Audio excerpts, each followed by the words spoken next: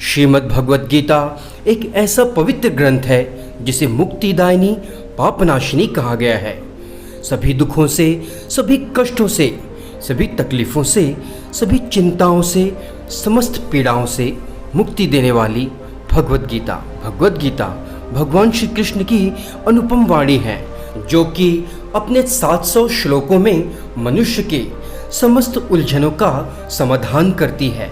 आज हम आपको उसी अद्भुत गीता के ज्ञान से और भगवान श्री कृष्ण के जीवन से कुछ ऐसी 11 बातें बताने जा रहे हैं जो आपके जीवन को पूरी तरह बदल सकती हैं। इन बातों को, इन गुड़ रहस्यों को समझने के लिए आपको इसे अंत तक ज़रूर देखना चाहिए।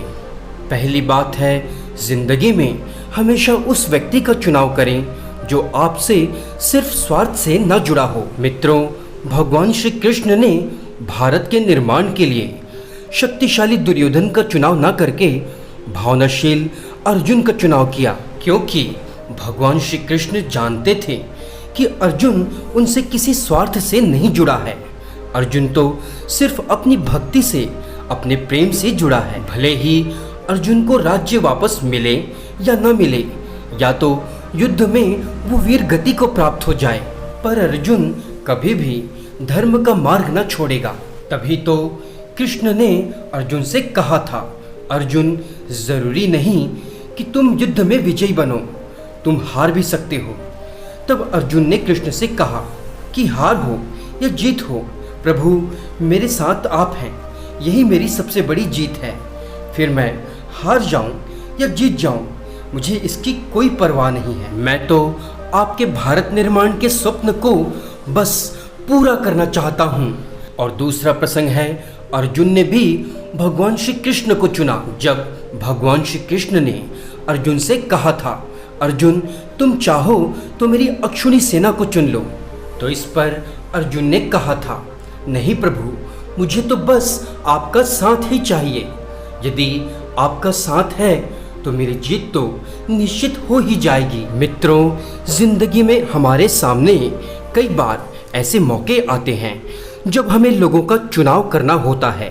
ये चुनाव मित्रता के लिए, विवाह के लिए या अपने साथ काम करने के लिए कुछ भी हो सकता है।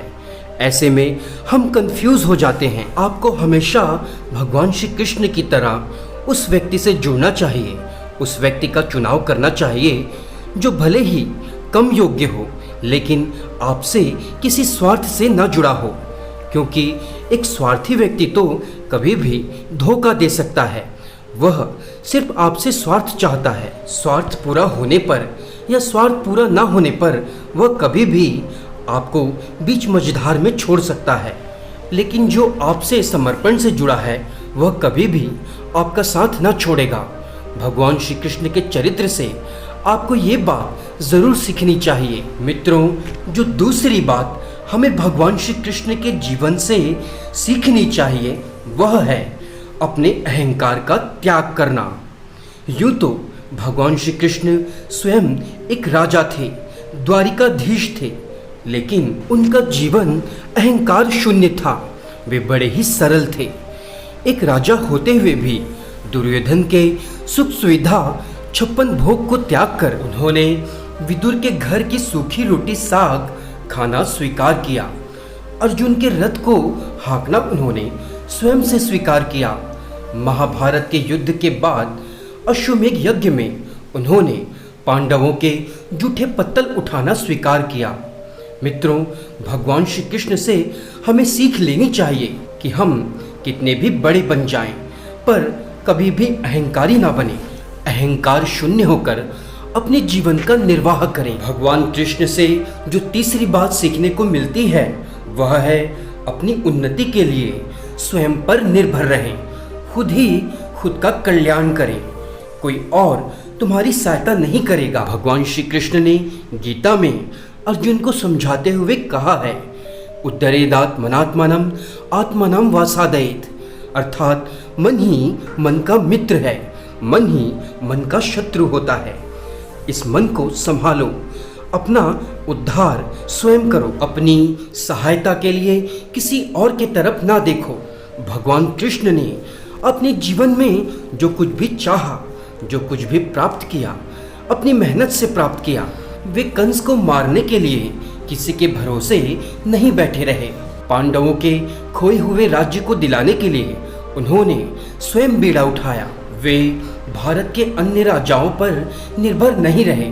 मित्रों, भगवान श्री कृष्ण से हमें ये सीख लेनी चाहिए कि हमारी मदद कोई नहीं करेगा, हमारी सहायता के लिए कोई आगे नहीं आएगा। आज हम जब किसी से सहायता मांगते हैं तो वो हमसे दूर हो जाता है या हमारे मजाक उड़ाता है। मित्रों, हमें जो कुछ भी चाहिए उसके लिए हमें खुद ही संघर्ष करना होगा। मित्रों, भगवान श्री कृष्ण से जो चौथी शिक्षा हमको लेनी चाहिए वह है मुश्किल दौर में मित्रता कैसे निभानी चाहिए। भगवान कृष्ण के मित्र बाल सखा बाल गोपाल बहुत ही गरीब थे और भगवान श्री कृष्ण स्वयं राजा के पुत्र थे। इतने पर भगवान श्री कृष्ण ने कभी उन बाल गोपालों को ये महसूस नहीं होने दिया कि वे निर्धन हैं और भगवान कृष्ण स्वयं एक राजा के पुत्र हैं। कृष्ण ने जब देखा कि उनके बाल सखा उनके पास अच्छे वस्त्र नहीं हैं, अच्छे आभूषण नहीं हैं, तो वे अपने आभूषण, अपने वस्त्र अपने मित्रों को दिया करते थे।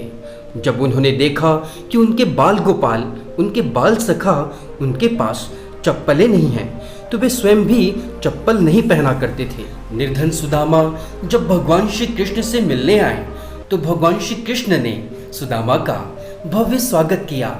भगवान श्री कृष्ण ने सुदामा के चरण धोए और बिन मांगे सुदामा को उन्होंने वो सब दे दिया जो एक मित्र को आवश्यकता थी। मुश्किल घड़ी में भी भगवान श्री कृष्ण ने पांडवों का साथ नहीं छोड़ा।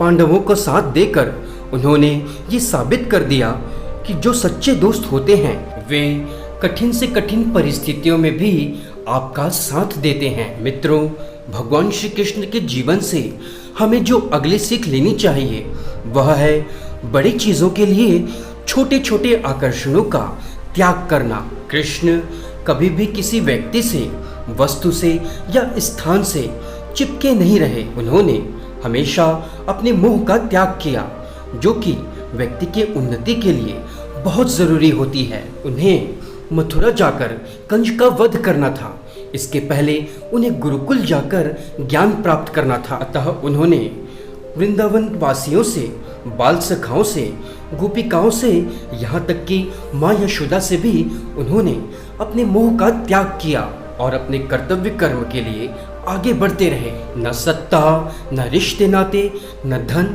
न पद, न ही यश, वे किसी के मोह में बंधे नहीं रहे। मित्रों, हमें भी छोटे छोटे आकर्षणों का त्याग करके अपने बड़े लक्ष्य के लिए आगे बढ़ना चाहिए।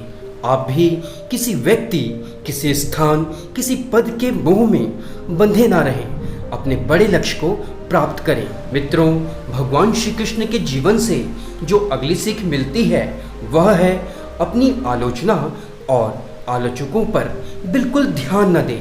आपको जो करना है उसे निरंतर करते रहें। मित्रों, भगवान श्री कृष्ण को जीवन में जो करना था उन्होंने वैसा ही किया। उनके बहुत आलोचक तब भी थे और आज भी। लोगों के बारे में कभी न सोचें कौन क्या कहेगा, कैसे कहेगा। जितना अधिक आप अपनी आलोचनाओं पर ध्यान देंगे उतना अधिक आपकी शक्ति आपसे क्षीण होने लगेगी। कोई तुम्हारी आलोचना कर रहा है उस पर बिल्कुल ध्यान न दें।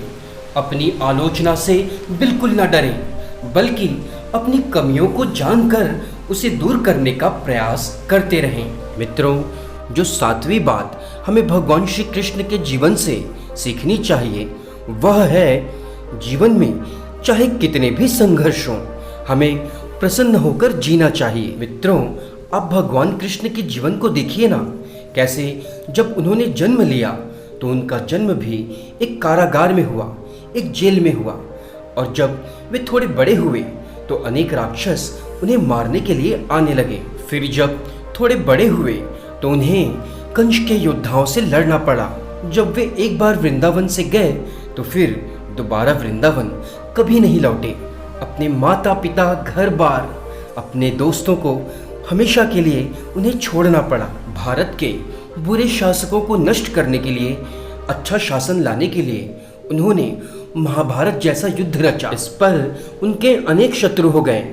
जरासंध के अत्याचारों से यादव कुल को बचाने के लिए उन्हें आखिरकार मथुरा छोड़ना पड़ा। मित्रों, उन्होंने जीवन भर संघर्ष झेला, लेकिन फिर भी उनके होठों पर सदैव मुस्कान रही। वे सदैव बंशी बजाते रहे, दूसरों को आनंद बांटते रहे, प्रेम बांटते रहे। हमें भी भगवान श्री कृष्ण के जीवन से ये सीखना चाहिए कि चाहे जीवन में कितना भी संघर्ष हो, हम सदैव प्रसन्न रहें, हम सदैव खुश रहें, अपने आसपास का माहौल प्रसन्न रखें। मित्रों, भगवान कृष्ण के जीवन से जो हमें 8वीं बात सीख मिलती है वह है निष्काम कर्म योग, यानी कि कर्म फल की चिंता किए बिना कर्म को निरंतर करते रहना। रिजल्ट ना आता हुआ देख हताश ना हो जाओ, निराश ना हो जाओ, कर्म सही दिशा में करते रहो। यदि तुम निराश होकर कुछ करना ही छोड़ दोगे तो तुम्हारे जीवन में कभी कुछ भी बदलाव नहीं होगा। अगर तुम बार बार हारते हो और फिर भी उठने की ताकत रखते हो तो यकीन मानो एक दिन तुम विजय अवश्य होगी। हमें असफलताओं से बिना डरे अपना कर्म करते रहना चाहिए। भगवान श्री कृष्ण अपने जीवन से जो 9वीं बात सिखाते हैं वह है संतों के साथ संत जैसा और दुर्जनों के साथ दुर्जनों जैसा व्यवहार करना चाहिए। यदि कोई दुर्जन है, तुम्हारे साथ बुरा व्यवहार कर रहा है, तुम्हारे साथ गलत कार्य किया, तुम उसके साथ संतों जैसा व्यवहार बिल्कुल ना करो। कृष्ण सिखाते हैं कि जो षड्यंत्र करे उन्हें षड्यंत्र करके परास्त कर देना चाहिए। लेकिन जो भले लोग हैं, अच्छे लोग हैं, जो तुम्हारे साथ अच्छा व्यवहार करते हैं, उनके साथ कभी भी छल कपट नहीं करना चाहिए। मित्रों, जो 10वीं बात भगवान श्री कृष्ण अपने जीवन से सिखाते हैं वह है धर्म के लिए बोला गया असत्य, किसी की प्राण रक्षा के लिए बोला गया झूठ झूठ नहीं होता, बल्कि वह सत्य से बढ़कर होता है। मित्रों, ये बात तब की है जब अर्जुन ने दुष्ट जयद्रथ को सूर्यास्त तक मारने का संकल्प ले लिया था। यदि सूर्यास्त तक अर्जुन जयद्रथ को नहीं मार पाते तो स्वयं को आत्मदाह कर लेते। ये देखकर भगवान श्री कृष्ण ने अपना सुदर्शन सूर्य की ओर मोड़ दिया। कौरवों को लगा जैसे सूर्यास्त हो चुका है, वे निश्चिंत हो गए। जयद्रथ भी अर्जुन को उकसाने लगे कि वह आत्मदाह कर ले। फिर भगवान श्री कृष्ण ने अपना सुदर्शन सूर्य से हटा लिया। तब निष्फिक्र जयद्रथ को अर्जुन ने मार डाला। मित्रों, भगवान श्री कृष्ण से हमें सीखना चाहिए कि जो जैसा व्यवहार करे उसके साथ वैसा व्यवहार करना चाहिए। मित्रों, भगवान श्री कृष्ण जो 11वीं बात सिखाते हैं वह है समत्वम योग की, जिसका अर्थ है सुख दुख, हानि लाभ, जय विजय, सब में समान संतुलित मन स्थिति में रहना। जब जीवन में दुख आए तो अत्यधिक दुखी न हो जाना, डिप्रेशन में न चले जाना, और जब जीवन में कोई सुख आए तो और सुख आने पर भी हमेशा संतुलित रहना, हमेशा एक बैलेंसिंग स्टेट ऑफ माइंड में रखना। दोस्तों, कई बार होता है जब हम दुखी होते हैं तो अत्यधिक दुखी हो जाते हैं, डिप्रेशन की हालत में पहुंच जाते हैं, और जब खुश होते हैं तो दूसरों का अपमान करने लगते हैं। मित्रों, भगवान श्री कृष्ण इतने बड़े महायुद्ध के बीच में भी मुस्कुरा रहे थे, प्रसन्न थे, एकाग्रचित्त थे। वे उस युद्ध के दौरान अर्जुन को गीता का ज्ञान सुना रहे थे। श्री कृष्ण हमें सिखाते हैं कि बाहर क्या हो रहा है इससे हमें कोई फर्क नहीं पड़ना चाहिए, हमारा चित्त हमेशा शांत रहना चाहिए। इस संसार में ऐसा कुछ भी नहीं है जो कि ना मिटे, इसीलिए जीवन को इतना सीरियस होकर नहीं जीना चाहिए। जीवन को हल्के फुल्के मस्ती वाले स्वभाव में जीना चाहिए। जो होना है वो तो होकर ही रहेगा, और जो नहीं होना है वो तो होगा ही नहीं। इसीलिए जीवन को आनंद से जिएं, मस्ती से जिएं, पूरे खुशी से जिएं। बेकार में व्यर्थ की चिंता करने से कुछ भी हासिल नहीं होगा। इसलिए जो होना है वो भगवान के हाथों समर्पित कर दें, उनके चरणों में छोड़ दें। भगवान से कहें कि भगवान आपकी मर्जी, आप जिस दिशा में ले चलेंगे मैं उसी दिशा में जाऊंगा। मैं तो बस अपना जीवन आपको समर्पित करता हूँ। ऐसा भाव आते ही भगवान सब कुछ संभाल लेंगे। आप निस्फिक्र होकर जीवन जिएंगे।